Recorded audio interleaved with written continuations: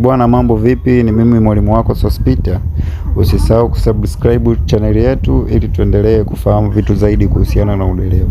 Leo nimekuletea gear lever ya gear 8 ambayo inaonyesha muonekano halisi kabisa wa gear lever. Gear lever yetu inaonyesha wazi na matundu matano, ambapo tundu moja ni la reverse na matundu manne ndio ya kupanga gear.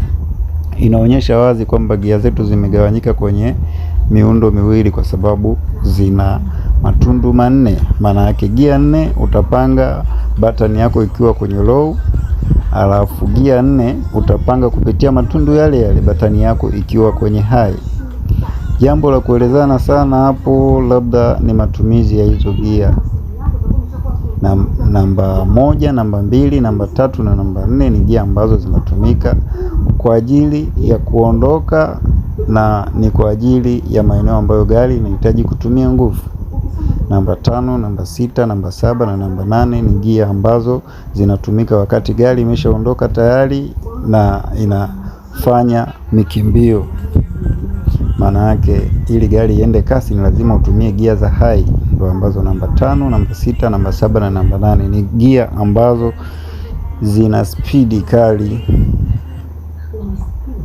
Sawa, nadhani kwa hapo tumeelewana. Labda jambo jingine ninaloweza kulielezea leo ni namna ya kurudi gear. Kurudi gear kumetofautiana, inategemeana na jinsi gani unataka kurudi. Kuna kurudi kawaida kwamba unataka tu kupunguza kasi ya gari, unaweza kurudi gear moja moja kama iwezekanavyo. Lakini namna nyingine unaweza kurudi gear kama inatokea umefidia labda kwenye mteremko mkali, kwamba upande wa pili kule kuna mlima mkali, nikainuke vizuri. Unapokuwa unainuka ule mlima unakutana na kigongo ambacho kimeanza kasi ghafla, yani gari inazidi kupunguza kasi kwa haraka. Kwa hiyo unachotakiwa kufanya ni kuruka gear. Una uwezo wa kuruka gear moja moja. Kama gari ilikuwa namba 8, basi usiende namba 7, unaweka namba 6.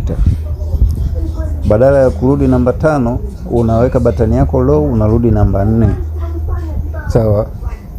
Badala ya kurudi namba 3, kama namba 4 imegoma, japo namba 4 na namba hizo gear za chini zote mara nyingi huwa zina uwezo mkubwa wa kupandisha mlima. Kwa hiyo utaangalia wewe ni gear gani ambayo huwa unapandia sana kwenye milima, utaiweka gear yako, utapanda vizuri kabisa. Lakini kama upo kwenye kigongo kikali, ukirudi gear moja moja lazima itakusumbua.